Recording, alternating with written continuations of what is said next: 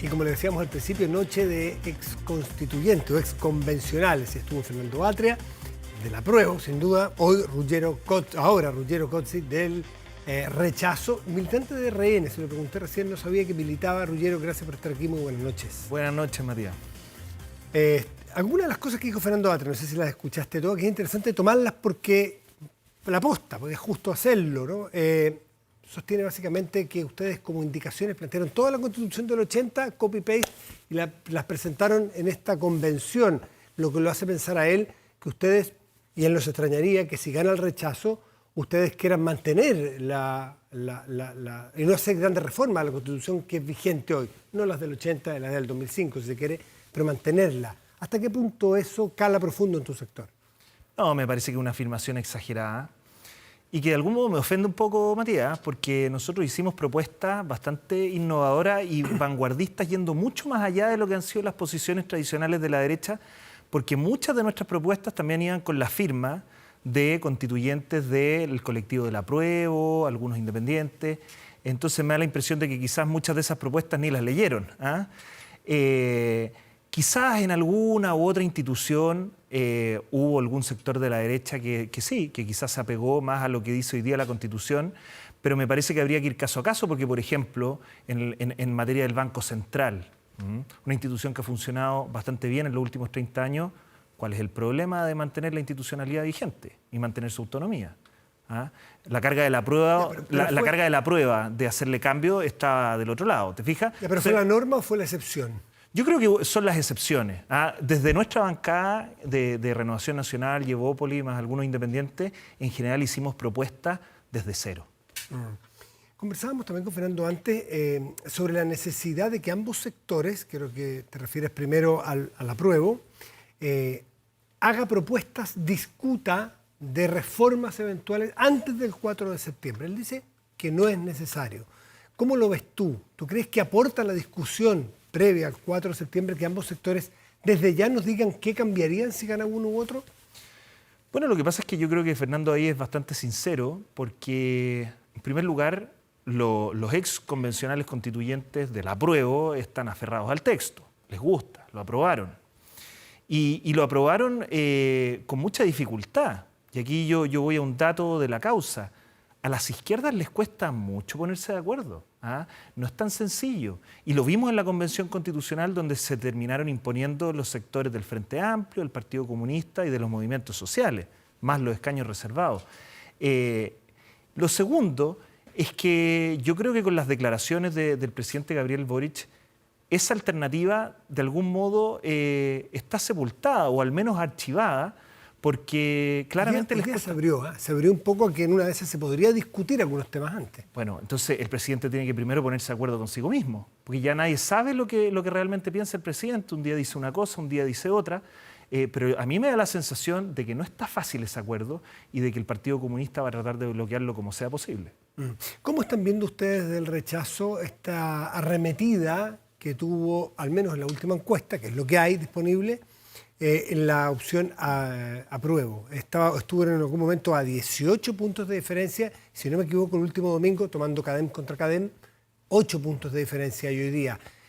Algunos dicen caballo alcanzado, caballo ganado, algo así, o caballo pillado, caballo ganado. ¿Cómo lo están viendo ustedes? A ver, bueno, la opinión pública está muy volátil, eso es así. Y obviamente que lo que ha sucedido en las últimas semanas es un remesón. Yo creo que no hay que confiarse, esta no es una carrera. ¿Qué lo explica? Nosotros, por ejemplo, como ex convencionales de Renovación Nacional, ayer fuimos a conversar con parte de la directiva a pedirles que volvamos a tener una discusión sobre el texto del borrador de nueva Constitución, porque esa es la pregunta que tenemos que responder como chilenos el 4 de septiembre. ¿Nos gusta o no nos gusta la propuesta constitucional de la Convención? Eso es lo primero. Lo segundo, que los convencionales constituyentes estamos disponibles y estamos haciendo campaña en nuestros distritos, pero que si es necesario asumir más vocería, lo vamos a hacer. Y por último, insistir en que la gran virtud de la campaña del rechazo es que es un rechazo transversal. ¿Cuántos personajes, figuras de derecha hay en la campaña del apruebo? Ninguna. En el caso del rechazo hay una opinión transversal. El constitucionalista García. No está en la campaña, pero está apruebo. ¿A quién representa? No sé, pero tú preguntaste si hay alguno... Hablemos en serio. Pero no es seria la opción. O sea, es el representante, no sé el nombre, Francisco José García, ¿no? José Francisco García. Pero ¿no es serio? la verdad es que no es un apruebo transversal, es un apruebo de los sectores del Partido Socialista hacia la izquierda. Entonces, yo creo que esa es la gran virtud del rechazo y tenemos que cuidarla. La campaña no se puede derechizar, tenemos que mantener un equilibrio entre las voces, tanto de la izquierda como de la derecha y de la ciudadanía, porque si hay algo que está más que claro, es que aquí el que va a tomar la decisión y la última palabra es la ciudadanía. Y tú eres miembro de un partido de derecha, ¿cuál sería el problema que se derechizara la opción del rechazo, que es mayoritariamente de derecha? Porque, insisto, cuando hablamos de una constitución política, las constituciones tienen que trascender los colores. Porque son un pacto que tiene que permitir que en el futuro gobierne la derecha, la izquierda, un independiente.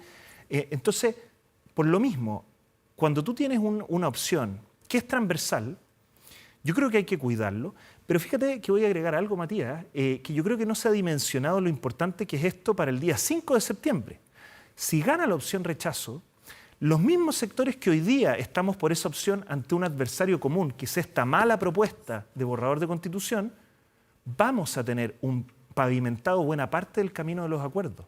Y por eso yo creo que el rechazo para retomar el proceso constituyente, el rechazo para reencontrarnos, para reformar lo que sea necesario y ofrecerle al país una buena nueva Constitución, es una opción real, genuina y que tiene pavimentado buena parte del camino. Yo creo que si gana tu opción rechazo el día 4, el día 5, ¿cuál debería ser el camino para retomar esa ruta constitucional de un nuevo texto? Primero, partir desde qué punto y por qué camino. Me refiero, por ejemplo, un plebiscito, bueno, eso de todas maneras a la salida, pero una nueva convención, un panel de expertos. ¿Qué debiera suceder? A ver, yo creo que los problemas de la democracia se solucionan con más democracia. Y en este caso, preguntarle a la ciudadanía es algo que no tenemos que evitar. Si el proceso comenzó con un plebiscito, hubo elecciones de constituyentes, vamos a tener un plebiscito de salida, yo no veo cuál es el problema de volver a consultarle a las personas, pero ampliando el menú. Porque está claro de que aquí ha habido un cambio de opinión. Es el proyecto que plantea hoy día Walker y Rincón, ¿no es cierto? Que si gana el rechazo, haya una nueva consulta a las personas. Yo al menos estoy absolutamente de acuerdo. Ojalá que ¿Qué alternativas de mi sector también. ¿En qué consistiría ese menú? A ver, proponernos a los ciudadanos qué. Yo creo que hoy día las opciones están más o menos entre incorporar la voz de los expertos, entre tener una nueva convención constitucional, o algunos sostienen que la labor constituyente la asuma el Congreso. Yo creo que ahí ya tenemos tres alternativas que cuando entremos en el detalle, bueno, tendremos que ver los mecanismos para que sean plurales, para que sean representativas, para que incorporen la paridad. Yo creo que también tienen que estar los escaños reservados a los pueblos indígenas, pero no del modo en que se hizo en la Convención Constitucional, absolutamente desproporcionado y sobre representativo de lo que es la realidad. Entonces, yo creo que tenemos la oportunidad de hacer las cosas bien, de aprender de los errores de la Convención Constitucional y así poder ofrecerle una buena Constitución al país. Trazaste los caminos posibles. Habrá a lo mejor un cuarto que se le ocurrirá a alguien, algún experto, o experiencias comparadas con otros países del mundo. Pero ¿va a servir de algo, a tu juicio, si gana el rechazo, ese texto, salvar cosas de ahí como punto de partida, o la propuesta de la presidenta Bachelet al término de su segundo mandato, o las propuestas del presidente Lagos? ¿Te acuerdas de esa propuesta Mi Constitución, que fue bien innovador, fue digital hace muchos años? ¿Hay que partir de algún texto o habría que partir de una hoja en blanco nuevamente? A ver, yo creo que este es una mala propuesta para Chile. Esa es mi posición. Ahora, yo creo que uno de los grandes errores de la Convención Constitucional fue este eslogan al cual quedamos atrapados de la hoja en blanco. Chile tiene una historia, tiene una tradición constitucional, hay experiencias a las cuales nos queremos parecer. Yo creo que nunca estuvo en la opinión de la ciudadanía parecernos a Bolivia. Sin embargo, esta propuesta de nueva Constitución nos transforma un poquito más en Bolivia que en otras experiencias constitucionales como la de países desarrollados, Alemania, España, Australia, Nueva Zelanda. Entonces, yo creo que todos esos insumos sirven. Yo creo que este borrador Mm. No es un trabajo 100% perdido. Yo creo que hay orientaciones que son ¿Qué rescatarías de correctas. ese trabajo en el cual tú participaste, aunque con votos minoritarios? Mira, a mí me molestó mucho cuando se votó la cláusula del Estado Social y Democrático de Derecho, que se haya colocado inmediatamente con el Estado plurinacional y ambas opciones amarradas en el mismo artículo. ¿Por qué? Porque a muchos nos obligó a tener que votar en contra. A mí me parece que el Estado plurinacional verdaderamente refleja esta propuesta de Constitución. Sin embargo, yo estoy de acuerdo con el Estado Social de Derecho, pero creo que tiene que ser un Estado Social de Derecho donde el principio de subsidiariedad y de solidaridad pueden convivir. Yo no veo por qué tenemos que elegir entre uno y otro. La Constitución tiene que dejar jugar gobiernos de izquierda con un énfasis más en el Estado, otros gobiernos quizás también con más énfasis en el Estado, otros quizás con más énfasis en el mercado. Todas esas alternativas tienen que poder jugar al alero de la Constitución. Entonces, yo creo que el Estado Social y Democrático de Derecho tiene que estar en la nueva Constitución, pero con una mirada mucho más amplia de la propuesta que hace la Convención Constitucional. Y la plurinacionalidad, que me parece que a tu juicio está exagerada o está mal planteada. ¿Qué rescatar de ese concepto que para algunos es uno de los nudos, uno de los elementos que más ha generado polémica? Si tú tomaras eso y lo examinaras, ¿qué rescatas de allí? Yo creo que frente al Estado plurinacional hay que ofrecer, a cambio, como una contrapropuesta, un Estado multicultural. Chile es una reunión de culturas indígenas de las cuales tenemos que sentirnos orgullosos, pero también somos un país que ha avanzado en la historia. Por ejemplo, esto de la justicia indígena, que administre justicia un lonco en base a costumbres no escritas, muchas de ellas que contradicen valores y principios de nuestra actual sociedad. Yo creo que eso es problemático y ahí hay un exceso. La justicia indígena puede ser en un ámbito vecinal, acotado, por ejemplo. El respeto a la cultura es algo que tiene que estar, pero de ahí a considerar a los pueblos indígenas naciones, eso es muy problemático. Nos va a generar un problema enorme en términos de soberanía, en términos de relaciones internacionales. Hay grupos violentos que van por encima de lo que diga el texto de la Constitución. A mí me da un poco de risa, lo encuentro muy ingenuo cuando dicen, oye, pero si está garantizado la unidad del Estado, que no va a haber separatismo. Bueno, vayan a decirle eso a Héctor Yaitul. Pero no es exagerado y no es caricaturesco hablar de Héctor Yaitul esta noche cuando es como si yo te dijera lo del rechazo el señor Paul de Osorno, que amenazó de muerte a Fernando y al convencional Baza.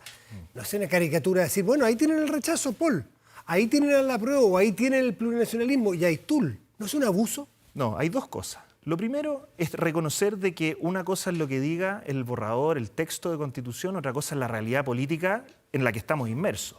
Y ahí yo creo que en el problema indígena se cometió un grave error político. Cuando Elisa Loncón dice yo no soy Nelson Mandela, y nunca, ningún escaño reservado hizo un llamado a la paz, a que estos grupos dejen las armas, ahí tenemos un problema político. Porque la única manera de avanzar en un acuerdo para la cuestión indígena, avanzar en un Estado multicultural, es que se haga un llamado a aislar a esos grupos, que dejen las armas, perseguirlos criminalmente por los delitos que han cometido y de esa manera ir construyendo un pacto. ¿Y hay algo de esta Constitución propuesta o de este texto Pero propuesto? déjame decir algo, es que no quiero dejar pasar Sí. el tema. Ahora, lo que dijo este otro sujeto con amenazas de muerte es algo que yo quiero rechazar absolutamente. Yo solidarizo con el convencional Atria y Baza que recibieron esta amenaza. Creo que ese tipo de personas debieran ser perseguidas penalmente porque son afirmaciones graves que contaminan, que intoxican el debate. Pero déjame decir otra cosa. Cuando Héctor Yaitul le declara la guerra al Estado de Chile, tampoco puede ser que nadie se querelle y que el Estado no se querelle contra él. Este texto constitucional que nos están proponiendo impide de alguna forma el poder perseguir hechos delictuales cometidos por personas como Héctor Yaitul, porque se puede caer en la generalidad de pensar erróneamente, injustamente y capaz que interesadamente en que todos son Yaitules, pues. Y sabemos que no es así, pues. Que la gente de la etnia mapuche son gente de paz, gente de trabajo, gente que quiere vivir en Chile como tú y yo, y los que nos escuchan. Entonces, quiero saber si es que, a tu juicio, ese texto impediría enfrentar con el Estado de Derecho a Yaitul y compañía, o quien fuera que haga actos como los de él. Yo no veo nada que impida perseguirlo penalmente, ¿ya? Pero sí veo dos cosas. Primero, que se elimina el estado de emergencia. el Estado queda debilitado para enfrentar un conflicto armado que está latente, que está ahí en pañales, pero desarrollándose. ¿Y eso no es una reforma relativamente simple si es que gana la prueba? Bueno, pero acá habría que preguntarle a quienes no quisieron incluir el estado de emergencia cuáles son las razones. ¿Ah? Y eso debilita la capacidad del Estado para enfrentar estos grupos violentos y de proporcionar seguridad a las víctimas de esta violencia hoy día en la macrozona sur. Y lo segundo es que este borrador de Constitución sí le da un argumento político muy fuerte a personas como Héctor Yaitul cuando el propio Estado de Chile reconoce que ellos son naciones. Porque frente al resto del mundo, ¿cómo van a ver esto? ¿Cómo se interpreta? ¿Ah? Si el propio Estado les reconoce la condición de naciones, bueno, las naciones tienen la posibilidad de aspirar a ser Estado, ¿ah? Y de tener autonomía territorial, de tener soberanía política. Entonces, yo creo que esto debilita, al menos en su posición frente al resto del mundo y en su coherencia lógica interna al Estado de Chile en la persecución de estos grupos violentos que están por el separatismo. Le preguntaba a Fernando Atria, y él hizo un juicio bien lapidario de tu sector, señalando si es que gana el rechazo, que no le extrañaría que muchos quisieran quedarse con la actual vigente carta, ¿no? La del 80 o 2005, y sus reformas. Te lo pregunto a la inversa. Si gana el apruebo, ¿tú ves un espíritu mayoritario de reformismo para que esta propuesta, si es que gana, pueda ser más acorde a lo que los matices de opinión hoy día plantean, es decir, ser corregida? ¿O tú crees que no? No lo veo y yo creo que el hecho de que estén discutiendo cuándo mostrar ese acuerdo refleja la imposibilidad del acuerdo. ¿Ah? Hoy día no son capaces de ponerse de acuerdo. El Partido Comunista va a bloquear cualquier acuerdo ahora o después del 4 de septiembre. Y es lo que vimos en la Convención Constitucional. Si esta es una historia reciente, ¿ah? El Partido Comunista utilizó, instrumentalizó a los escaños reservados, los movimientos sociales para conseguir el tercio que le permitiera bloquear cualquier intento de moderación. Y por eso tenemos lo que tenemos acá, ¿ah? Un borrador con excesos, con arrebatos, que todo el mundo considera que es problemático. Entonces, yo creo que esta es una historia que ya conocemos, que va a haber una imposibilidad de llegar a un acuerdo, y el hecho de que lo estén tratando de chutear no es más que la evidencia de que no van a conseguir ese acuerdo. Pero tú confías que hay sectores que sí, del apruebo, que sí quieren mejorarlo y sí corregir algunos excesos que se pudieron haber cometido en la propia convención. Eso no lo dudo porque, o sea, mi experiencia en la convención es que había un sector, por ejemplo, el Partido Socialista, que sí quería moderar, con quienes fuimos aliados en muchas ocasiones tratando de detener muchos goles que eran peligrosos para la democracia, para la independencia del Poder Judicial. Yo en ellos sí confío en que hay un ánimo de reforma. La pregunta es si hoy día ellos prevalecen como hegemónicamente dentro del gobierno, porque hoy día el gobierno está dividido y quienes pareciera que tienen el control del asunto es el Partido Comunista. Ruggero Cozzi, ex constituyente de Chile Vamos, muchísimas gracias por estar aquí esta noche. Gracias, buenas noches. Gracias.